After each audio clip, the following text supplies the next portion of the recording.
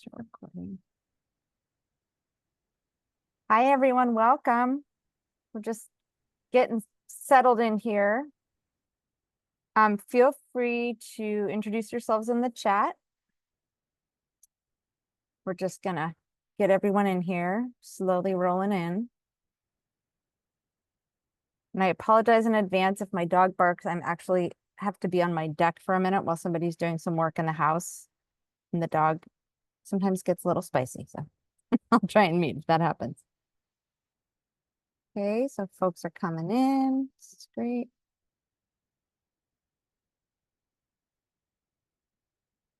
I'm gonna just admit everyone. So again, feel free to, yes, it's a deck day, except I'm like in the cobwebs. Feel free to introduce yourselves in the chat. And we're gonna just do our sort of regular intro slides in a minute, and then we will get everyone going. So Caroline, if you just keep letting people in, I will. And Caroline, I don't know if you have the ability to make folks co-host, but if you need to, I could do it once we get through some of the intro stuff. Great. Okay. Let me share my slides. Hold on one second. Well, I'll introduce myself while we're hanging out. So I am Jamie Jeanette. I'm with Health, Housing, and Homeless Services. And I help coordinate all the trainings that we do for all of our homeless service providers. And let me, of course, everything's being extra persnickety. Hold on one second. Okay. Trying to get my, there we go. Okay. We're gonna do these as a PowerPoint slideshow. Okay, there we go. So welcome to the Adultism and Working with Youth and Young Adults training. So we have not done this training before, and I'm super excited because we have our youth action board actually that are going to be the trainers. So you're going to have youth and young adults that are actually your trainers today, which is going to be they're going to be an incredible resource for you. So I just want to do a little housekeeping that we always do before our trainings. So we're going to ask folks to mute themselves as we always do. There will be times for you to unmute and have conversation, but for right now, while we have, we're going to have probably about 100 people, we just need to have folks mute themselves. You can ask questions. If it's time for questions, you can either ask questions in the chat or raise your virtual hand, but you can also ask things in the chat and we'll keep track of that. After the training, we are going to send out an email, as we always do, with a link to the video recording of this training and the materials. And we are going to do a quick poll. We always do a poll to sort of see who's in the room. So I'm going to launch that poll. Let me just do that really quickly. There we go, polls. Okay. So this is, we always just ask these questions for each of our trainings and meetings so that we can see if we're capturing folks that represent our community, right? The community that we're serving. So we ask about race, ethnicity, lived experience of homelessness.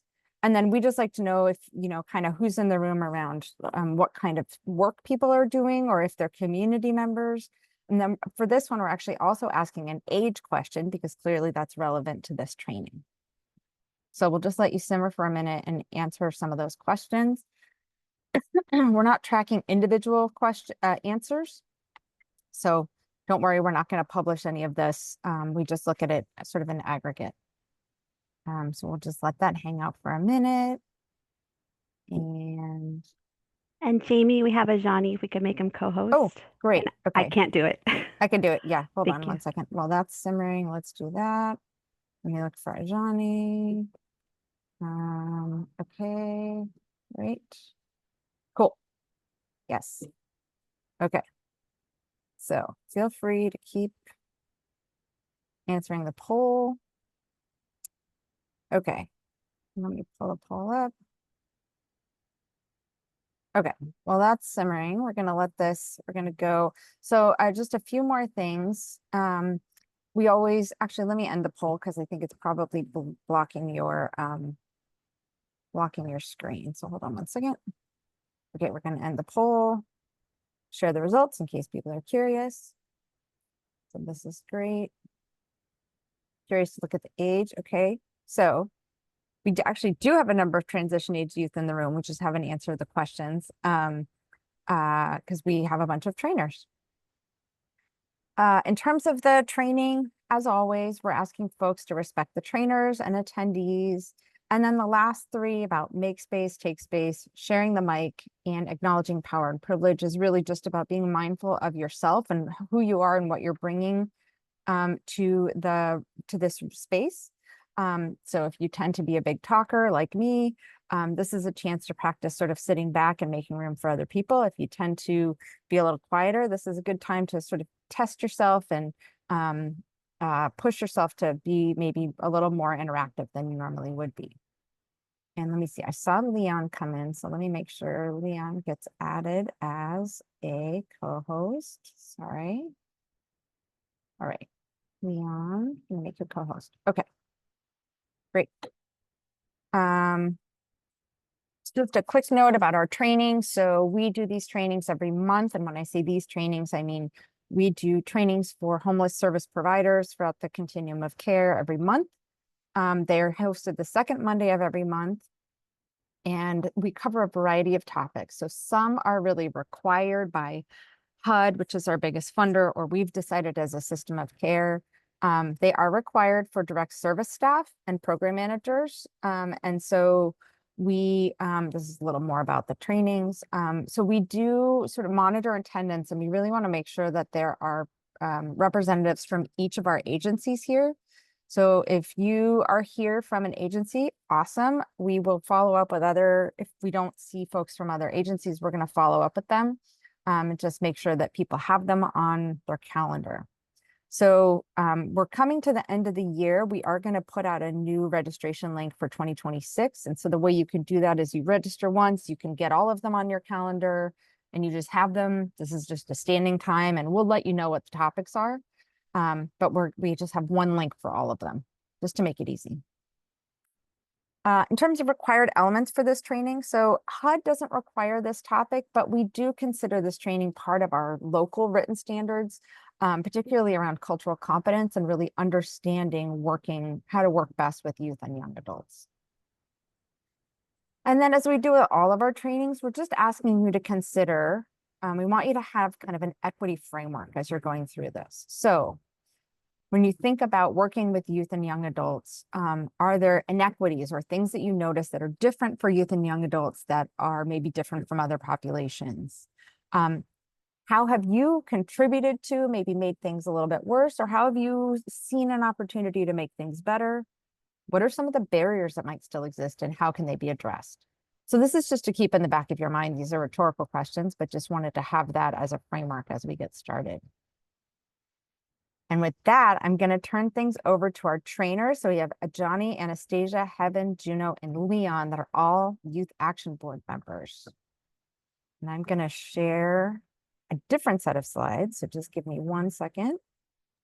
We also have our honorary Youth Action Board member. We have yes. baby Genesis. This is Heaven and Ajani's daughter. So I will. Oh my gosh, she's awake. She was supposed to be sleeping. Whatever. Sorry, I'm not there to help. And I'm gonna do the slides for you all. So just let me know when you want next. Just say next slide, and I'll do next slide.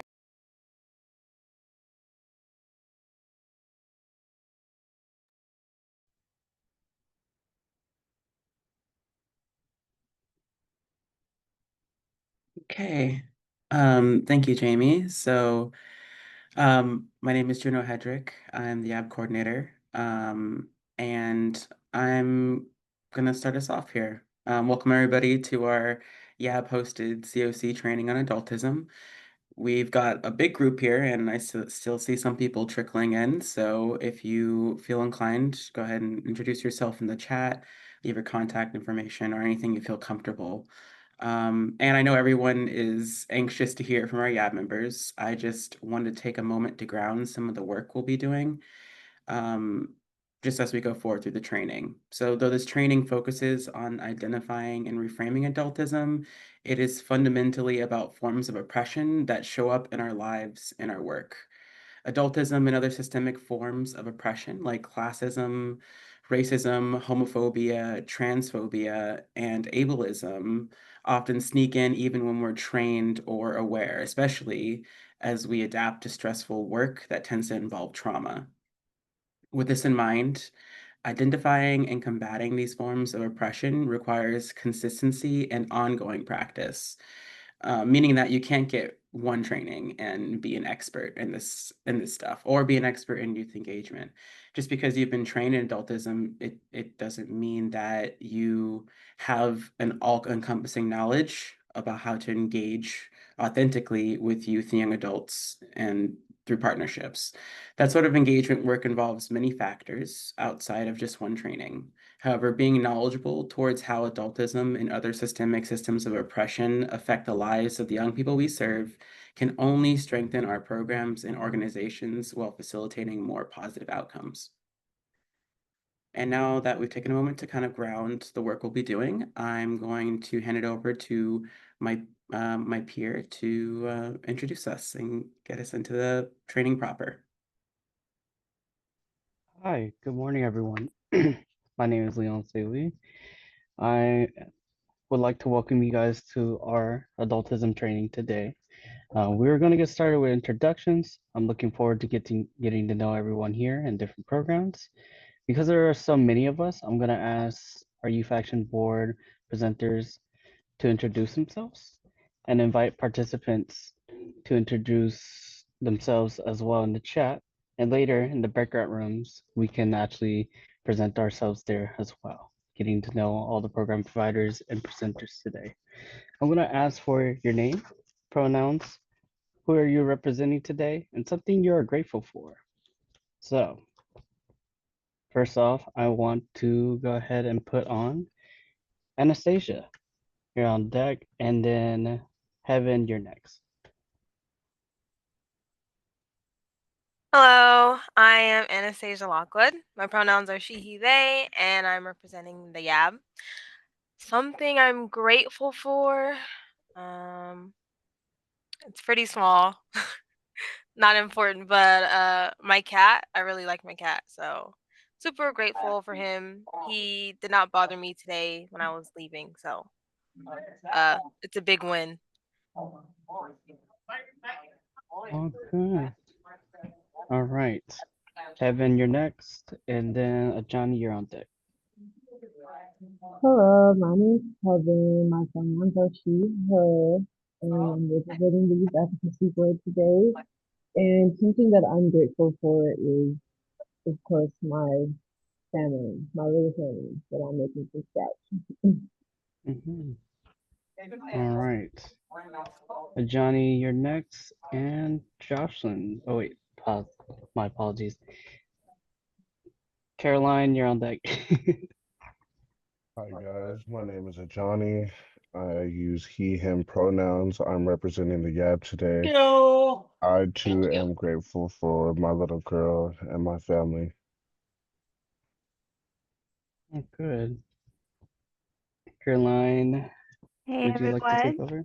Caroline Miller, she, her, representing H3. Something I'm grateful for is, yeah, the beautiful weather today and all the baby cuddles that I get this morning. Oh, good. All right. I'm gonna go ahead and Did move on to Juno, the. Oh, can I pass it to Juno and you, Leon? yes, sorry. Go ahead, Juno. Hi, my name is Juno Hedrick. My pronouns are they, them. Today, I'm representing myself as a community member as well as the Youth Action Board.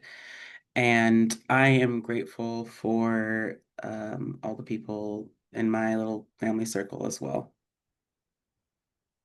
Oh, And good. yeah, go ahead, Leon. Hi, everyone. My name is Leon Lee. I am the CC Contra Costa Youth Action Board lead here in the office today. Pronouns he, him.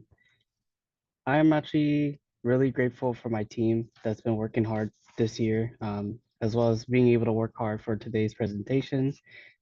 in hopes to teach other programs and other coordinators within the county how we can actually combat and also learn from adultism today. All right, next slide, please. I'll just add, just throughout the training, you'll notice these like fun images, and this is something that our Youth Action Board does often, just trying to bring all the joy and fun where we can, even if it's in a PowerPoint slide. And they talked about like who, let's try to bridge, and everyone loves cartoons. So enjoy the fun and joy throughout. All right. All right. I will go quickly through the highlights of the agenda today. These are just the structure that we have planned out for the next 2 hours that we're in this meeting. First off, I want to say we will have introductions and acknowledgements. Second, youth action boards and youth and young adults homelessness highlights. Number 3, we'll actually be doing some exercises with my experience with adultism, defining adultism. Number 4, then we'll take a break, being able to stretch, breathe, and being able to make sure that we're coming back to the role play refreshed. After that, like I said, we'll be doing role play and reframing, interactive exercise with everyone here today in the break rooms. At last, towards the end, we'll have a chance to connect with Yab in collaboration, and then we'll have closing. All right, next slide, please. These are some acknowledgements and agreements hosted by me and Johnny here in the office. Next slide. I want to go ahead and pass this on to Johnny to share some of the land acknowledgement here in the county. Hey guys, it's Johnny again. The Contra Costa County Youth Action Board acknowledges that we are on the traditional territory and homelands of the Yokuts, Karkin, Confederated villages of Lishon, Ohlone, Miwok, and Mawekma peoples, and who have inhabited this landscape since time immemorial.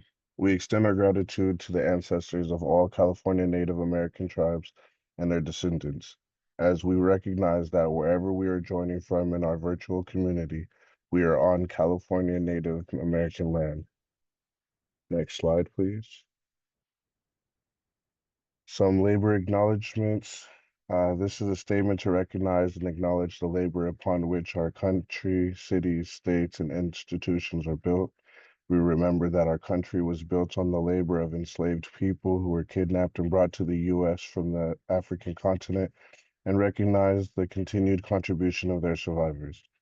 We also acknowledge all immigrant and indigenous labor, including voluntary, involuntary, trafficked, forced, and undocumented peoples who have contributed to the building of the country and continue to serve within our labor force. We recognize that our country is continuously defined, supported, and built upon by oppressed communities and peoples. We acknowledge labor inequities and the shared responsibility for combating oppressive systems in our daily work.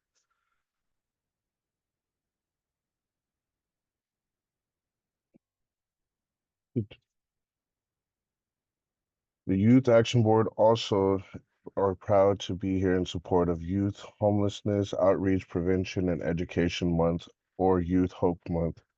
In our state, we proclaim the month of November 2025 as California Youth Homelessness Outreach Prevention and Education Hope Month to recognize the need for individuals, schools, communities, businesses, local governments, and the state to take action on behalf of runaway and homeless youth in California.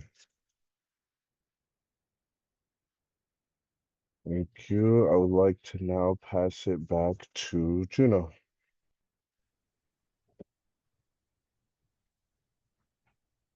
And I'm going to pass it to Leon. Hot potato. All right.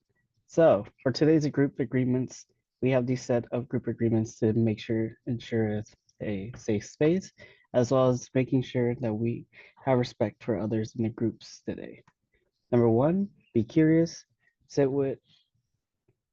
Sit with the idea instead of jumping to the answer. Open your ears, listen, have a safe environment to be heard, as well as to sit with what someone is saying throughout the material. Number two, be patient while someone is talking. Number three, don't talk over people or interrupt. One mic at a time at the stand. Number four, meet people where they are. Number five, try not to use acronyms. I know I often say YAB or YYA, so I'll try my best instead to say Youth Action Board and Youth and Young Adults. We want to make sure that everyone knows what we are talking about in terms of material as well as identifying programs and identities. Number six, try to follow Zoom etiquette. In addition to Jamie sharing earlier, we want to make sure that we have a safe space as well as a clear space to gather information today. Number seven, today's golden rule, to treat others how you want to be treated, how they want to be treated. Number eight, please share. This is a big group with lots of smart people and amazing programs. We want to learn. Number nine, confidentiality. What is said here stays here. Take the lessons and not take the personal experience of others, as well as being able to take in the materials that we have sent out today. Number 10, ouch and oops. We all make mistakes. That's okay. Take the time to breathe. If you do need to reach out to our presentators and facilitators today, please do so. So we're able to help you find a safe space to relax for a bit while taking in information. All right, and finally, number 11, make space for everyone to speak. This one is the last one, especially important for a lesson. If we would like to add any agreements, do please so now. Raise your hand if you'd like to. All right. I'm going to ask that we all share and agree to follow these rules in the sessions today. Can everyone give me a thumbs up in the Zoom session? Okay, see time. All right. Everyone, thank you, everyone. Also, the Youth Action Board will do our best to hold us all accountable today while we are presenting. Next slide. So here we're going to be discussing what is the young and youth and young adult homelessness and youth action board, presented by me as well as Caroline here in the office. Next slide. Okay, hi everyone. I think this is me, and again, joined by supported here by Baby Genesis. Okay, so just some ground setting for everyone. Last year, Contra Costa Health, Housing, and Homeless Services released our Youth and Young Adult Community Needs Assessment, and it was really the first step in developing a coordinated community response to youth and young adult homelessness within our continuum of care within our community. And so we have been busy. And so just really appreciative of everyone being here, but wanted just to level set that. If we could go to the next slide. Let's see, next slide. Oh, okay. Perfect. Okay. So what did that needs assessment show? Just so back when this was released, I have a couple numbers here. So I'll start with the first. We had 167 young people that were identified in our point in time. So that's kind of, where you start. And those were sheltered and unsheltered homeless young people. And we know that young people are often not going to show up in the same way that adults do. So keep that in mind. More recently, in our point in time count earlier this year, we counted 89 transitional age youth or young people that were unsheltered or sheltered. So the question is, well, why the big decrease? We actually saw a decrease across our whole system of care for that point in time count, which is that one night in January. So then we got to look at other numbers. So back when we released our community needs assessment, there were a total of 899 young people that entered our homeless system of care. And we do that through our homeless system management information system. And then more recently, in this last full year, 2024, we actually saw an increase. So again, I think this is because young people aren't always going to show up in the same way. However, we saw an increase in, calling 211 in our shelters, working with our core TAY mobile outreach team. So something to keep in mind. And looking at our educational system and our partners, when we released the needs assessment, we saw 2,875 students that were experiencing homeless in across our county schools, and saw in the last full school year that we have information for a significant increase of over 3,000 students experiencing homelessness across our county. So again, kind of looking at all that data based on census data in our needs assessment, we estimate that over 13,000 youth and young adults are experiencing homelessness in our community. So just wanted to provide some updated numbers that, one of the things that our Youth Action Board is planning for in partnership with our research, education, and data team is to do a youth focus point in time, a youth survey, right? Because just to better understand the experience of young people who might be experiencing homelessness, including the couch surfing that we often miss. So again, just a snapshot data before we get into the training. Go to the next slide.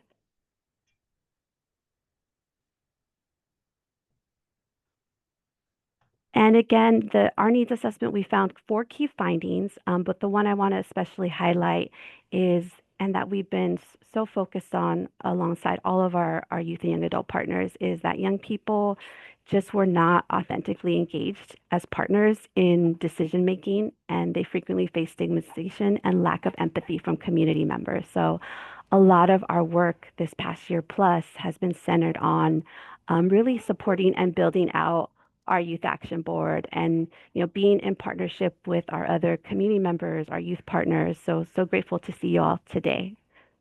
Next slide. And I will pass it to Leon. I'm going to go take care of Genesis. Oh, good. Thank you for taking the time to watch Genesis as well. All right. What is the Youth Action Board? We are a group of youth and young adults who are change makers within the ages of 16 to 27. We all have lived experience of homelessness within Contra Costa County. We work closely with the Council of Homelessness, providing leadership, guidance, and partnership with key stakeholders, working to end youth and young adult homelessness. As young leaders, we collaborate towards representing the youth on county matters, advocating for the system changes to support youth and young adults. We also want to create a safe place for youth to talk about challenges they see and come up with plans to better the community. And finally, uplift, inspire hope in involving youth and young adults directly in decision making within engagement as well as current policies here in the county. Next slide. All right.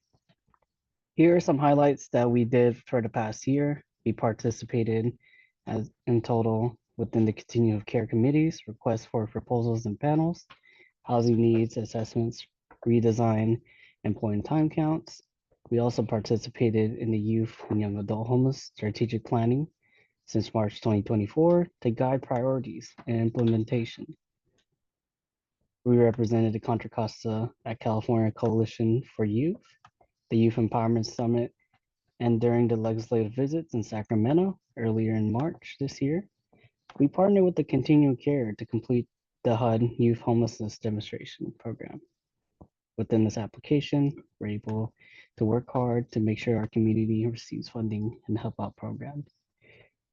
Presented by key findings from the youth and young adults needs assessments to inform the Board of Supervisors, Measure X, and American Rescue Plan Act funding for recommendations.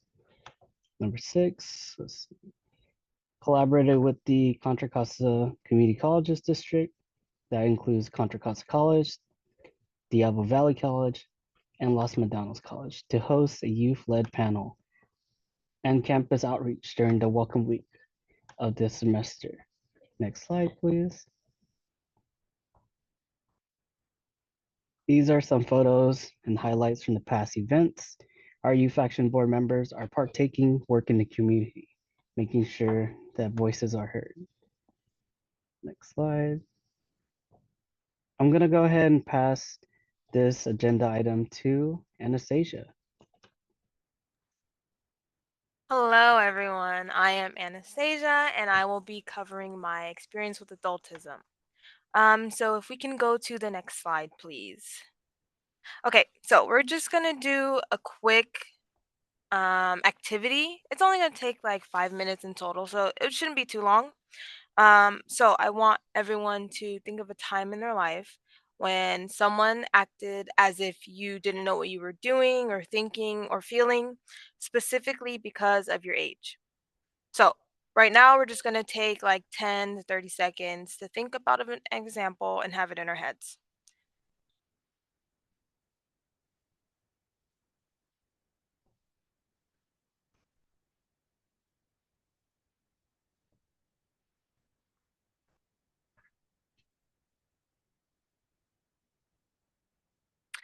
Okay. Hopefully everyone has thought of some. If not, then that's fine. We're going to have more time to think about it. In a minute, Jamie is going to send everyone into breakout rooms. And in those breakout rooms, we're going to have an example in mind, right? And we're going to ask these following questions. 1, what did you think when that happened? 2, how did you feel about the other person? 3, how did it impact your decision making? And 4, were you right and did it matter? So once we're in these breakout rooms, I want everyone to share their responses, and we're going to be in pairs. So it's going to be you and one other person. So share your responses with your partners. But I do want to note that it's super important that when you're talking that you don't interrupt and you listen without judgment. Just listen without commenting. So good luck. Jamie, if you can send them into their breakout rooms. Yes. Thank you. And it'll only be like 5 minutes, guys. All good. We'll be back in 5 minutes.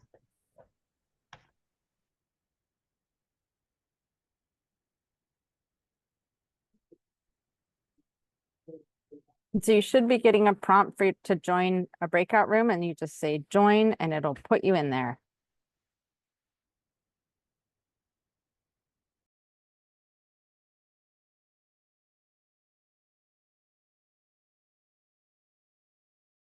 And I know for some people, they may join a room and another person won't join. And so then I'll try and move you into a room with another person that is actually in a room. So hold on 1 second.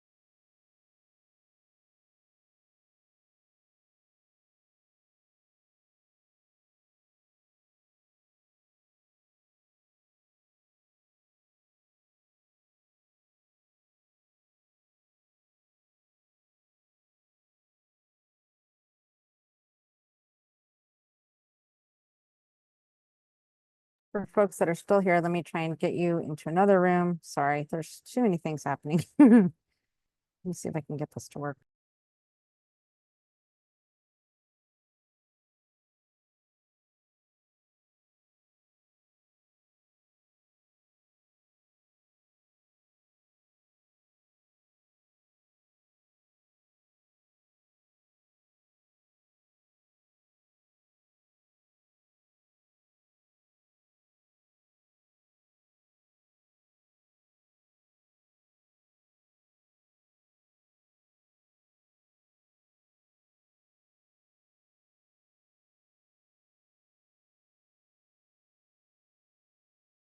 Okay, so Erica and Faith, you should both be going to room 1.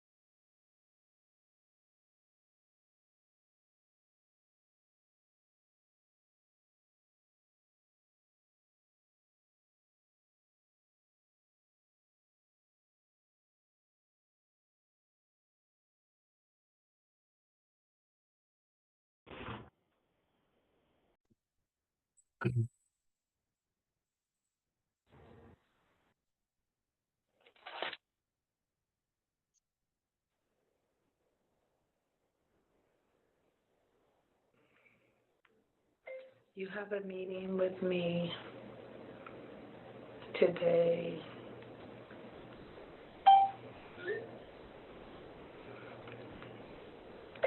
Are you still at Dozier?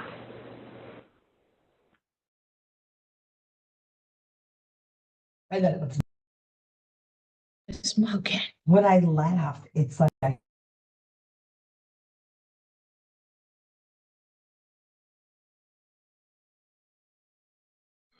Hello? Hi all, we're just muting folks as they come back in because I think folks are still chatting.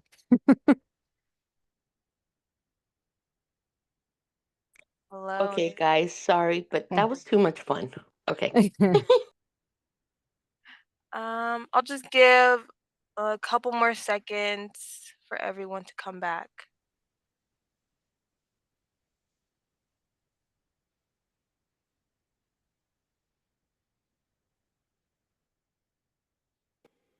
And I'm so sorry that we were having some technical stuff, so it was hard for some folks to get into a room or find a room with a person. So my apologies. Yeah, and sorry about the questions. We were late. But I hope everyone was able to get most of it down or at least share like the examples of your experiences. Anastasia, I don't know if you can see, Leslie Thurston has their hands up with a question. Oh, yes. What's your question? I just wanted to apologize to my breakout partner. I spoke a lot and didn't give her an opportunity to share her experience. So just wanted to, apologize for being long-winded. It was kind of a pretty sensitive topic, and I didn't. Sorry. You're good. There was just somebody unmuted. We've muted them. Thank you, Leslie. You're all good. Okay. I just want to make sure that I was out there. Okay. Okay, thank you actually for taking accountability. That was one of our things, like, make, take, and share space and holding yourselves accountable. So thank you for that. But we do, if you weren't able to speak in your breakout rooms, we, just ask, I guess moving forward, everyone can put their reflections down in the chat if you would like to, share what you and your partner talked about. Any highlights or thoughts from those breakout rooms if you feel comfortable. And if you would like, you can also raise your hand and we can take you off mute. I'll just take a few seconds, few minutes for that. I see Karen with their hand up. Yes. If we could unmute Karen. Oh, sorry. Karen, you should be able to let's see. I see You should Karen's be able to hand. Go ahead, yeah. Karen. Okay, thank you guys. I just wanted to say thank you for this what is it? Oh, I'm sorry. My coffee's kicking in. I'm so excited. No, thank you for this exercise. This was really good. I actually got to speak to a very, very nice young lady, and it just feels like things don't change, right? We continue hearing well, wait till you're my age. You'll see things my way or something like that.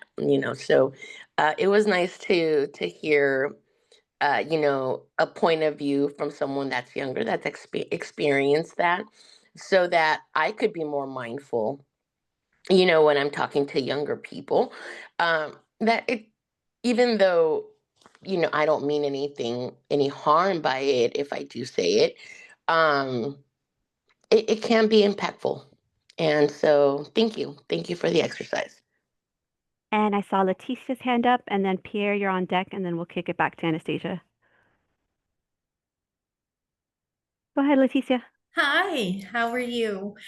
Thank you so much. I was just talking to Leon and we were it's incredible how, and it kind of touches on the last speaker that things have not changed. I was talking about my experiences as a youth, which was a million years ago, and how it is so, much the same with how it is now. The questions that are asked, oh, you're just too young. Oh, you'll get it. You just wait till you grow up. These not listening to the person's experience. So it's really, really necessary, these trainings, and that we do get educated and how to work with our youth, because they're our future and they're now. So thank you, Leon, for your perspective, and thank you. I just think this is incredible. All right, we're going to close out with Pierre just for time. We'll have more time, we promise. Go ahead, Pierre. Sorry, I just had to unmute myself there. But I got a chance to speak with Tony, and unfortunately, I forgot to ask you, Tony, what org you were working with. We didn't do introduction; we just got straight into the conversation. But after sharing both of our experiences, what we realized is that age doesn't necessarily equate to knowledge, but there is value in experience, and we also just. While noting that, we also, took time to acknowledge Yab and how inspiring it is to see the youth here in this space facilitating this type of meeting and training. And I feel like it's a perfect balance, right? I think it all circles back to we all have something to learn from one another, and I think that's in disregarding of age. So, thank you, Pierre. All right, Anastasia, back to you. Thank you, Caroline, and thank you everyone for sharing your answers. I know in my breakout group, I had a great partner, and I hope you guys had great partners too and had to have great talks. And you can still continue to put them in the chat if you would like to. But am going to move on and talk about what adultism is. But before we move on, I do want to share my example from my own life. So the one that I shared with my partner, it was actually about my first job. It was at Safeway. So this was it wasn't that long ago either. It was like 2-3 years ago. And it was a lot of older people, like in their 30s and up. And I noticed that whenever a young person would come in, they would quit so fast. And when I first joined, I didn't really understand it. And then I unfortunately witnessed why that was. And I noticed that a lot of my older coworkers, they would kind of judge us like for how we would work, and it was always young people these days, they don't have the same worth ethics as as we do, and things like that, or we can do this better. um and that kind of put me down, and I'm pretty sure it put others down as well. And it kind of made work not fun. And I'm there to get paid and like be able to live my life. So when work isn't fun anymore, you stop wanting to go in. And then unfortunately it led me to like quit at some point. um but then my partner, actually, they gave like a really good insight. Like most of the job, or like some jobs nowadays, before they were mostly targeted towards teens, right? And then with the economy the way it is now, you have adults, they just come into those spaces because you need money where you can get it. And it's it's not bad, right? But now you have different generations and they have different viewpoints. And like I said, those jobs were originally like targeted towards teens. So now it just made me and my other younger peers, they didn't want to work there anymore. So we felt pushed aside. And that was like my whole thing. Like it wasn't fun anymore. I didn't feel like I belonged. And I'm sure, with other people maybe in their breakout rooms, they probably have similar stories like, oh, well, older people, came in and made me feel like I was less than. Um, so yeah, that's my spill. Um, so now that we're going to move on, I just want everyone to think about the examples that everyone has shared, either from your own breakout rooms or from whatever you heard from others. And I also want everyone to consider whether it was hard or not to sit and listen to someone without participating in the conversation, without cutting them off or adding your own judgments, things like that. So, without further ado, I will pass it on to Juno, and we can go to next slide. Yes. Thank you, Anastasia, and thank you to everyone who shared their experiences and for what seems like so many lovely conversations that happen in the breakout rooms. I know we only got so much time with each other, but looking at the chat and hearing what everybody talked about, it sounds like we got a lot of work done in this short amount of time. So thanks, everybody, for being so willing to put yourselves out there. Next slide, please. So now that we've talked a bit about our experiences with adultism, maybe in our workplace or in our personal lives, I think it's about time that we kind of dive more directly into what adultism is and what are some more ways that we can see adultism pop up in our conversations, in our day-to-day lives, in our organizations or in our programs. So I'm going to ask my peer Leon to help me with reading this definition of adultism, which is borrowed from the Creative Youth Development Partnership. Thank you. All right. Young people are often mistreated and disrespected simply because they are young.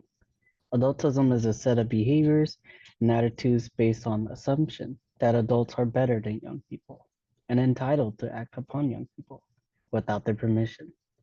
Additionally, it is a belief that simply by virtue of age, young people cannot be trusted to know what is right or what is best for themselves.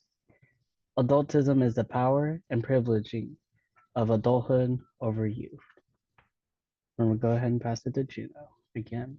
Thank you, Leon. So that definition is pretty thick, but there's a lot there. And I wanted to highlight a few things that adultism disregards the lived experience and knowledge of a young person. It is a systemic and intersectional set of behaviors that ignores the voices of young people and sees them as less capable than adults. Adultism can be covert and overt, and as an adult, you may not necessarily realize that you're acting or saying something adultist. Additionally, in being systemic in nature, it's often intersectional with other systemic inequities like racism, homophobia, ableism, etc. So especially when working with young people directly in your programs and your organizations, adultism is likely to occur in some way.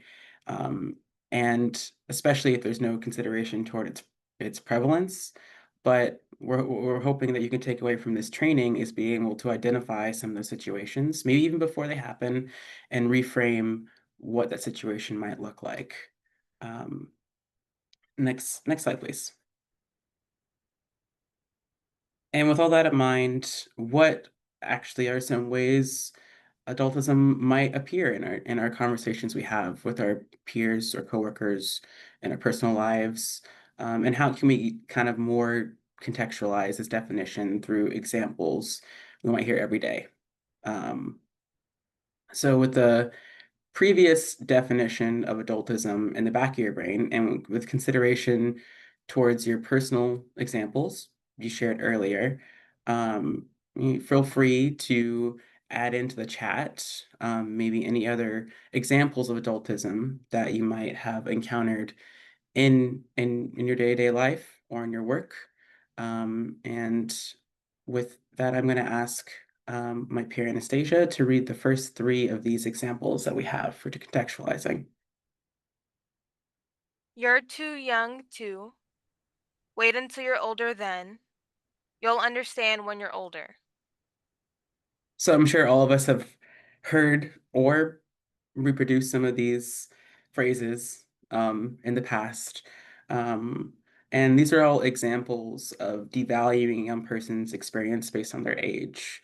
When in reality, those very experiences are what allow young people to bring new and creative ideas to the table, especially when it comes to work involving our programs and our local programs and organizations. And Johnny, could you read the last two for me? Yes, it's good for you to. You need to learn that. So these let young people know that you feel you know what is better for them than they know from themselves, despite their lived experiences. All of these examples highlight a devaluing of lived experiences based primarily on age. In reality, especially in the context of authentic youth partnership, this would maybe force a young person to share less or be able to feel less comfortable in an environment or create a sense of distrust between themselves and the person who said these things. And maybe limit the new and creative ideas or solutions that they're bringing to the space. And so with all this in mind, I'd like y'all again to consider what might be adultist about these examples. And feel free to place any thoughts you might have into the chat. Or if you have something that's really pressing, feel free to raise your hand. But any thoughts you might have, including new examples about these phrases and about maybe experiences of adultism that you have. I see Leslie has raised his hand. Yeah, so I put in there, I'm an AOD counselor, alcohol and other drug counselor. I put in there that what I hear a lot, especially with adults, but especially with our young adults, is you have to work the steps if you want to be clean. And it's like, for me, that's kind of like almost harmful because, you can't get clean without like working the 12 steps. And everybody wants to do that. And everybody wants to, um, wants to go through that process. Not everybody's ready for that, especially, someone who is like really struggling with addiction at any age. So, um, you know, to take that away from them, to take that away from a young adult's ability to problem solve and figure out what their path to sobriety is, is negligent. I think that, you hurt someone when you take away their ability to problem solve, and you stunt their growth when you don't trust their ability, to make better decisions moving forward. I think that you allow them, if they make mistakes, then you're there, to help them out, and to let them lead. So that's just my experience with it. And Thank Miss, you. Thank you, oh, Leslie. And if I hear you correctly, you're kind of talking about not trusting a young person to know what's best for themselves. And especially when it comes to recovery work, very person-centric, very individualized at its best. Thank you for sharing. Miss Yvonne, I see your hand raised. Yes, good morning again, everyone. I never did like that.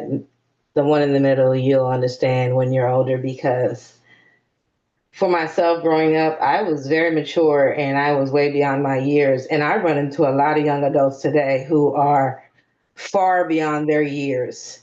They know more than an average adult today who is probably in their 30s, 40s, and 50s. And it just blows my mind that people treat them as if because of your age or the stigma behind being a young adult, you don't know anything yet, or you don't know enough, you're still wet behind your ears. That's not a true statement for every young adult. A lot of these young adults that I come across are highly intelligent, highly. We can learn a thing or two from them as older adults, to be honest. I just wanted to share my 2 cents about that one. Thank you for hearing me. Thank you, Miss Yvonne. And I think, as we continue forward, it's worth the question that we'll hear more than once is, would you want somebody to talk to you this way? And just like adults, young people have varied experiences, lived experiences, professional experiences, all of that can be brought forward. And saying things like this is what prevents those maybe some of those experiences are being shared, but you lose all that strength when you lose those voices. So thank you, Miss Yvonne. And with that, I'm going to ask anybody else to place any responses or thoughts they might have in the chat. We're going to move on to our next slide, kind of discussing what some of those consequences look like when we do participate in adultist behavior, how a young person might feel. So I'm going to ask my peer Heaven to read the first three. Shame and self-doubt, limit contribution, limit power, agency, and self-efficiency. So all of these a product of what, adultist situation that could occur. Those feelings of shame and questioning self-knowledge. Somebody tells you that you may only know something when you get older, it might make you yourself question what you do know you have experience with and what you do know you have knowledge of. Limiting opportunities to contribute, and like I said earlier, kind of decreasing the strength of an overall program, initiative, organization, especially one that is working directly with youth and looking to authentically engage. Limiting young people's power, their agency, and their self-efficacy, making a young person feel their experiences are devalued or that are not as appreciated as those that might come from an adult. And Leon, could you read the next three? Yes. Limit passion and participation, disengagement, and lost trust, bitterness, on top of anger. So yeah, limiting a young person's passion and willingness to participate. If you feel like your voice is not being heard, if you feel like when you do contribute, you're being talked down to, or when you share your experiences, they're not being considered, you might feel less inclined to even participate in the first place. And in that same vein, disengaging from the work or the project or the organization because of a sense of distrust, because there's not that mutual trust built there. And yeah, that trust, losing that trust again in that adult partner or adult who kind of created that adulthood situation. There may be a sense of being on a different side or bitterness or anger that a young person might feel after hearing some of these type of adultist examples. So just continue to highlight the intersectional and kind of overt and covertness of adultism. These things are not always directly obvious. It's not always directly obvious when you are experiencing adultism or when the consequences might be part of the engagement that you're doing. But that's why we're here. We're here to kind of like learn more about what it is and reframe those situations to better understand how they're reproduced. Next slide, please. So when looking to reframe and better understand adultism, it's useful to maybe ask yourself a few questions. And this is sort of reflection work that, like I said, mentioned earlier, it's not a one and done type of situation. These like to reframe and kind of rewire how ways and maybe our brains naturally are inclined to kind of utilize adultism. It takes that ongoing practice, that ongoing reminder, especially if you're showing up to work with youth every single day, asking yourself questions like, would I treat an adult this way? And this goes hand in hand with, would I want somebody to treat me this way? If the answer is no, then you might be varying on a situation where adultism is at play. And it's worth taking a step back and thinking about how would you want to be treated? Next, like your tone of voice as well. It can play a really big part when talking with anybody, not just with trying to kind of combat adultism in our day-to-day lives and in our programs or organizations, but with any person. If you are coming into the conversation with the tone of voice that indicates sarcasm, that indicates disinterest, that indicates that you're not ready to sit down or hear the experiences that are being shared with you, that carries through your tone of voice. Would you make this decision for an adult? In a lot of cases, that can be a hard decision to have to make, depending on what programs we're in. We all are coming from different parts of the continuum of care in our county. And some decisions are hard to make in those situations, especially considering, the trauma that a lot of us deal with in our work. But with that all being said, and I think that kind of pulling back to what Leslie mentioned earlier, making that decision for a young person, basically letting them know that you know better than they do for them, despite what their lived experiences might be, and despite what they know, what they think they would be best for themselves. Would you have this expectation for an adult? This goes both ways as well. It goes towards the direction of over expectation, putting, that much more onto a young person. Maybe there's a feeling that they need to like prove their legitimacy in the space, or maybe there's a feeling of, well, this is a youth-centric partnership. Let's, expect that sort of engagement. There's also the flip end of it, where you can expect a young person not as much from a young person, and making them feel as if they're not as valued, maybe because you didn't create a space for them to contribute, that they felt comfortable.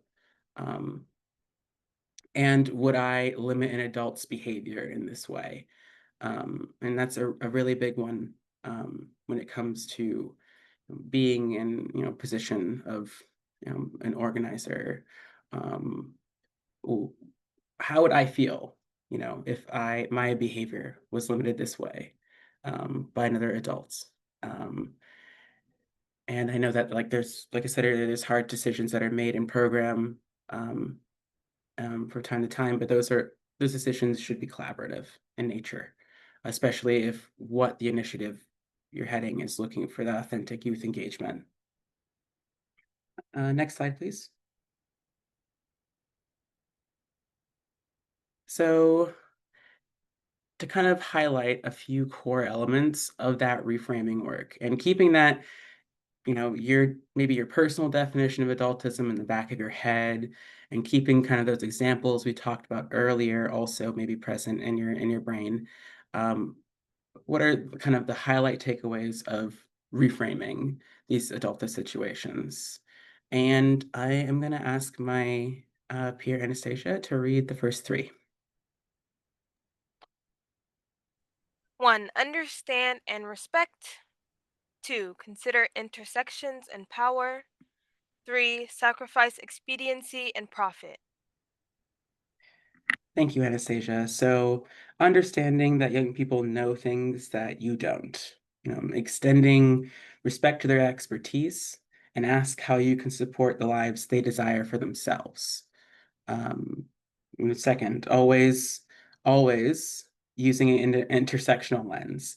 How is your adult young person power dynamic layered with race, gender, sexuality, class, ableism, citizenship, and your nonprofit?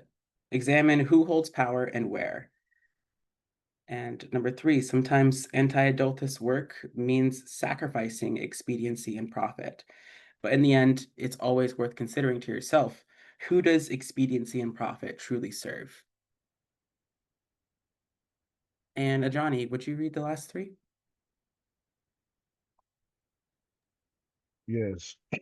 Defer to their decisions, compensate with money, and self-reflect.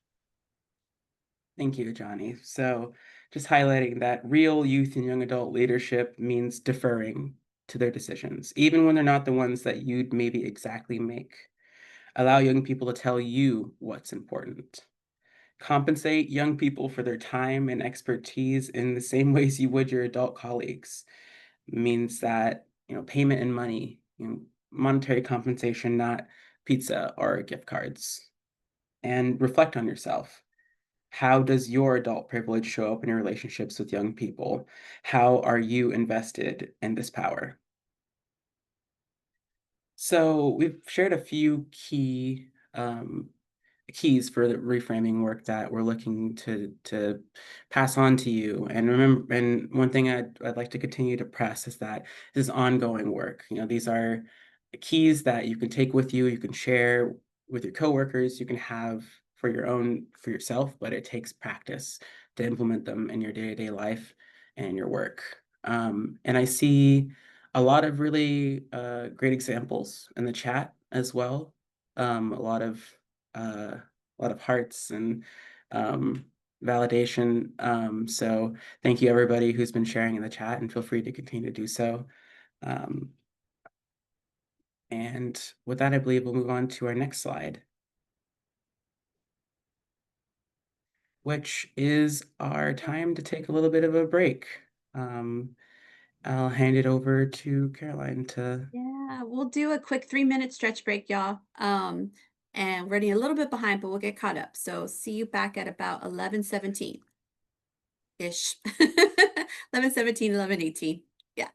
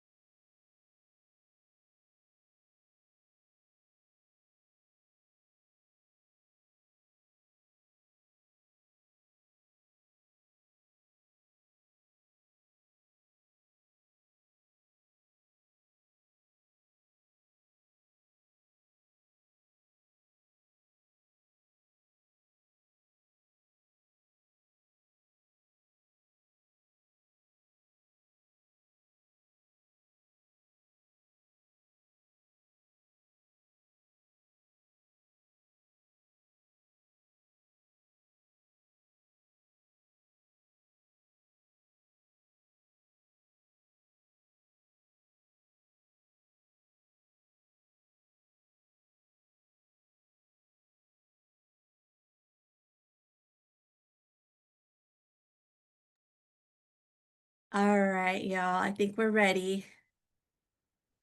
Hope everyone got a good stretch break in.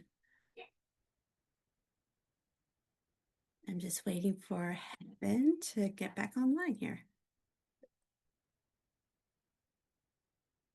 We are running a little bit behind, so we're gonna, after Heaven does this intro, we'll go into breakout rooms. All right, everyone, sorry. So hope you guys had a nice break. Got your stretches in. So we are going to start the adultism roleplay activity. If you could change to the next slide for me, please. All right, so we are going to be assigned back into breakout rooms like earlier. We are going to read each scenario. After each scenario, we're going to ask these following 4 questions. If you were this young person, how might this interaction make you feel? How might it affect your relationship to the staff or the organization? What about the scenario is adultist, and what could the staff do differently? So each breakout room will be numbered after the scenario that you will be assigned. Breakout room 1 will be scenario 1, breakout room 2, scenario 2, and so on. All right. Are we ready? Any questions? Oh, I'll just add, so each breakout room will be facilitated by a Youth Action Board member. I'm also going to jump into support and want to give big thanks to our other partners who will be facilitating, Karma Paul, co-director at RISE, and then Hope, our basic needs coordinator at Contra Costa College. So we will have a total of 8 breakout rooms. And we've loaded, there's a link and also the PDF of the scenarios in the chat now. Any questions before we break out? And I think we're going to go for about 20 minutes and we'll call you back in. All right, I see the breakout rooms popped up. And I think co-host, you should be able to join yours, but let me assign you if it's not working. Okay, Johnny. Hi, everyone. It's Kamar Paul. Can I ask a clarifying question? Yeah. Yes. For the rooms, are we just sticking to the one scenario, or are we trying to go through as many as possible? Yeah, good Up to question. us. Get through what you get through. We figured Okay. at least with starting with that, the different numbers, we'll be able to cover most when we come back and be able to do some sharing on what was, how we could reframe. And yeah, so we'll ask you to just identify one person as like the speaker for your group. Okay, thank you. And let me assign the, let's see, Connor Paul. If you do see your name for your room, let's see, Hope. I just hope you didn't get automatically assigned. So let me move you if you did. Hope, okay, Hope, let me move you to room 7. Okay, that's your room. All breathe. Where's Connor Paul?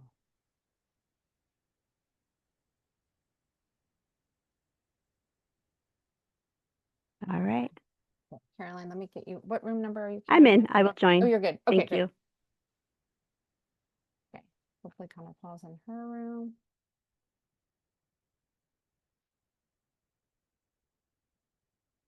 Okay, I'll stop sharing. Pause recording. What they thought about this? We could start with breakout room 1. Yeah, okay. Perfect.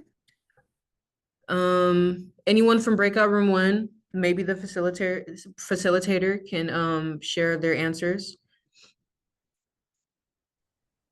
So that would be me, Johnny here, you guys. For my breakout room, I feel like the biggest Oh, thing that Ajani, we can you read the scenario? Because not all of us got to that one. And then oh, just share how you would reframe it. okay, I got you. So I picked just the first one or the one that maybe resonated the best for us. The first one that you First one, all presented. right. So Perfect. scenario 1 reads as follows. Jacob, a young adult, confides in Jennifer, the staff, that he has started injecting heroin. Jennifer is worried that Jacob will develop an addiction or overdose. Hoping to change his behavior, she tells him that this is the stupidest decision he has ever made and asks if he is trying to ruin his life.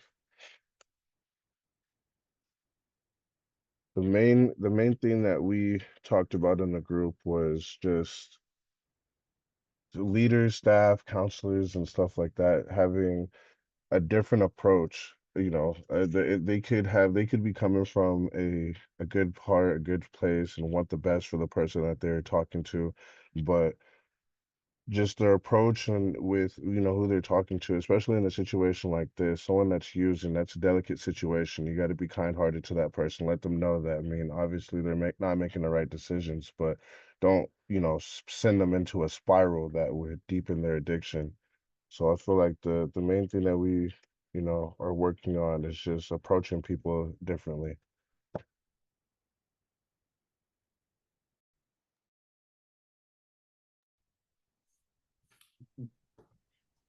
Thanks. Anyone else from your group want to chime in? Breakout room 1. I think I could say that we all learned that how to what it is to be compassionate for the person, and it's good to talk about these things, these scenarios, because it refreshes us, refresh myself, and so it is a big thing on how you address someone when they're coming back or coming into the rooms, recovery, and trying to seek some help.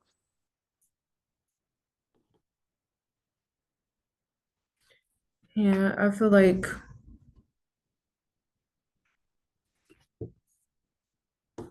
hold on. I'm having technical difficulties, guys. Give me a moment. You're good, Heaven.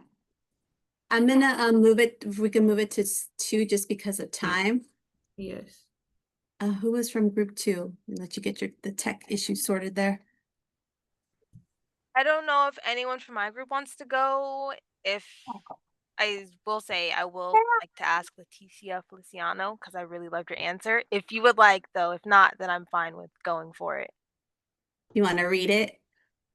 I'll read it, and then Leticia, if you could answer how we, discussed it. So we had scenario 2.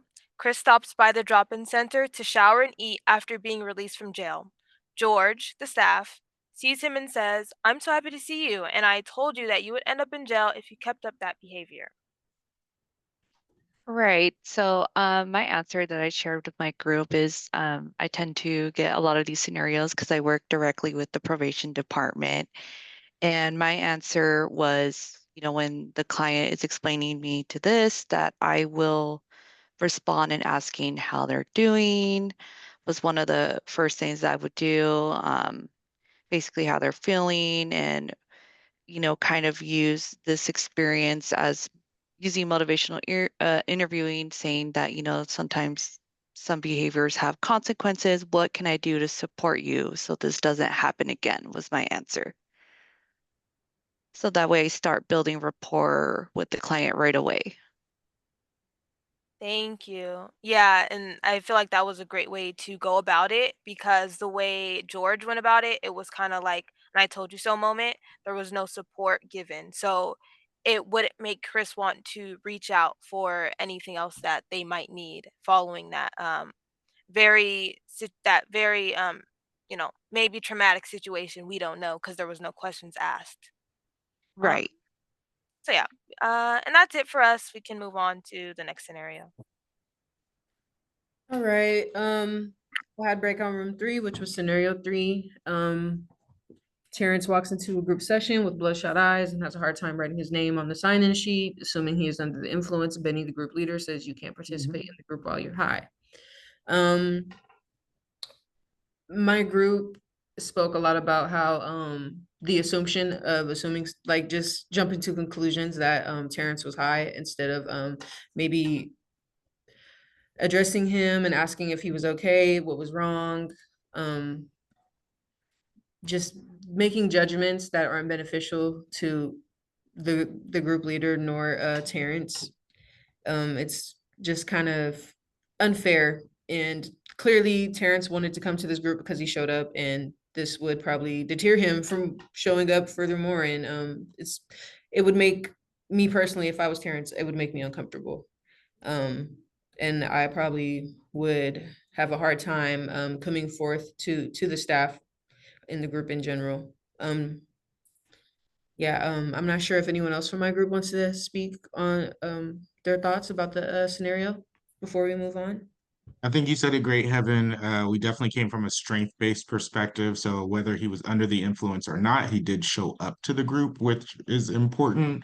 And then highlighting that calling him out at the group is not a good idea. There was no one-on-one interactions or pulling him to the side to see if anything else, maybe particularly in the day, could have caused the bloodshot eyes, but just assuming, which also ties into our code of ethics as case management staff on being aware, meeting clients where they are, and of course, not assuming something and then providing disciplinary action for something that we don't know is factual. But yeah, pretty much Heaven said it all. Thank you. Thank you, Rashad. All right. Scenario 4. I don't know who this is. Hi. Yeah, scenario 4, after reviewing his monthly budget with his case manager, Frank learns that he has overspent for the month. His case manager tells him you need help managing your money. We can find someone who will be your rep, payee, a person who receives a client's check and pays their bills for him, or them. And we decided it was assuming, right? Instead of getting curious and asking questions, is this something you would be interested in? Are you linked to services? Do you, if not, would you like that? Just getting curious and showing up with more compassion and just curiosity and understanding. Yes, this kind of statement reinforces shame that somebody may already be feeling. It does not, I love what you said about being curious. It does not invite the client to be involved at all.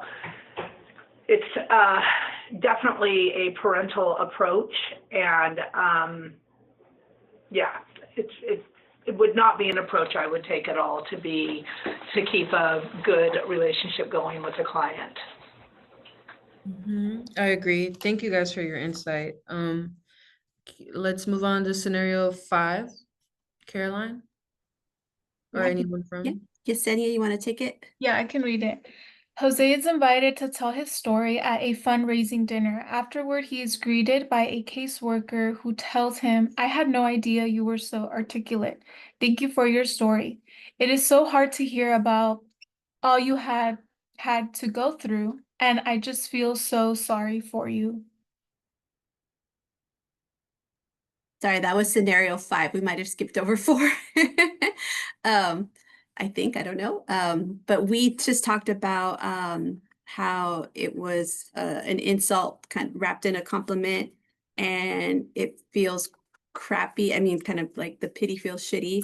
And there's just so many other ways they could have managed that and make it, because it was really centered on the caseworker's feelings too. Yeah, I guess just like rewording the last part instead of saying, "I just feel so sorry for you," maybe saying something a little bit more, I don't know, worded differently. Thank you guys for sharing. Room 6, Leon?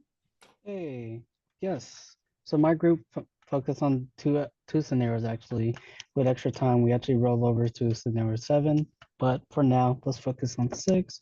The scenario started off as a group of young people with lived experience of homelessness has been assembled to provide feedback on how to improve services within the community. For 2 hours, they were asked to share their personal experiences with basic direct services, and they only received $10 of a gift card and pizza for their participation. I actually wanted to share out Did anyone from our group would like to share? Because I also took notes. Possibly Deborah or Dana? I can share. We did talk about how the amount that they were allotted or the pizza was very derogatory for the amount of time that they spent and the in-depth sharing that they provided, and that the pizza is more like something that you would give to like an elementary school kid. There was no asking, what they may want to eat. And then we also discussed how important it is to take the findings from an individual's share and implement change around what they've shared. So this interaction with this organization was very unfortunate the way that it was handled. And there could be lots of opportunities for the knowledge turning into change. Agreed. Thank you for sharing. And Um, Heaven, we have 5 minutes left. Yeah, I'm like, Never enough we don't have time. much It's time. never enough time. But I hope this is, these 2 hours has given us time today for that reflection and continue making that time for reflection. But if you want to close out on those reflection points, Heaven, and I want to give the YAP some time to close out. Yes. All right. So reflection, just a few questions to maybe ask yourself once you leave here today. What is one way you plan on incorporating what you've learned today into your work? What is one way your organization might consider to combat adultism in programming? And what is one thing that the county and the homelessness system can do to combat these effects of adultism? Next slide. Yeah, in closing. All right. This is also me, right? Closing out. No, it's Leon. Leon. All right. Go ahead, Leon. Good. Sorry about that. Thank you guys for being able to come by today and participate. I actually want to share how to connect with YAB. Are you or do you know a young person with lived experiences of homelessness or housing instability who wants to create change? Here's how you can connect and collaborate with the Youth Action Board. Here we have a QR code to scan to RSVP as a guest. As well, we have our information, phone number, and email to connect and contact with us for more information. Next slide, please. We also have applications open for the Youth Action Board. It is $25 an hour on stipend, leadership and training professional development, experience sharing the board and influencing real change here locally, networking with youth and young adult leaders and community partners, as well support with technology, transportation, food, and childcare for our meetings. So if you know anyone 16 to 27 who want to make change and as well as participate and grow, they can sign this QR code and we will also send support information to you guys after today. Next slide. I want to give it back to Anastasia. So we also have these core meetings with the YAB and also our partners. This core team is kind of like our inside group, and they help shape and advance shared work, which includes staying connected through regular updates. We review and refine plans. We workshop new ideas and strategies. And then we also have advanced key actions and priorities, which includes our youth and young adult priority strategies, documentation. That's a link. I don't know if we can put that in chat. Oh, we're sending this out so you guys can just click it yourselves. We do have a meeting upcoming today, actually, from 3 to 4. So if you guys would like to participate or just learn more, you can contact Caroline. That is her email. So thank you, everyone. Next slide. And then just some tips for going home. As you head out today, we do have materials and evaluations that will be sent via email. following this training. As you head out for today, just think of one thing you have learned from this training that maybe you can bring back into your work. If you have friends or coworkers, and share this, share what you learned today. Look for ways to make space for youth voices. We learn what it looks like and how we can reframe adultism. So please don't be afraid to challenge it when you see it. So with that being said, we also have the reflection questions that Heaven shared, and I will end it there, and we can just pass it to Johnny. And I think we have some closing statements left.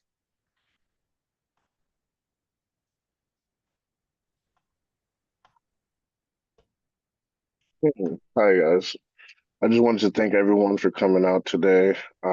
Appreciate everybody's patience with us, and getting through these slides and our breakout rooms. I hope everybody has learned something that they can take away from this and, pass on and teach to somebody and just impact everybody's lives that you touch for the better.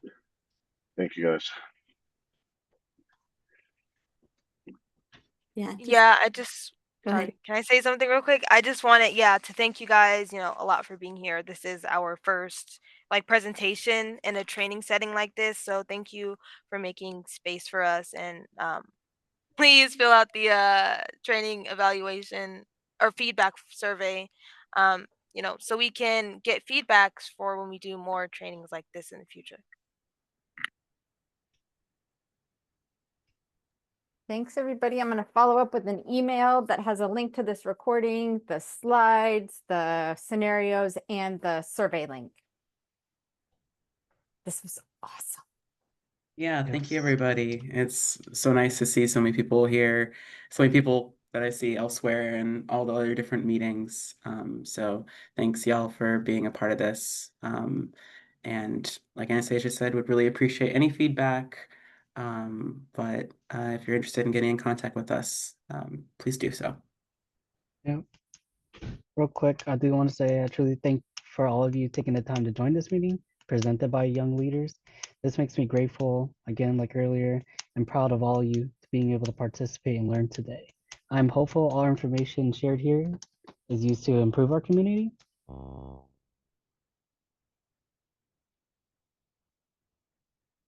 Oh, Leon, we missed that last part, but I think your headphones might have died.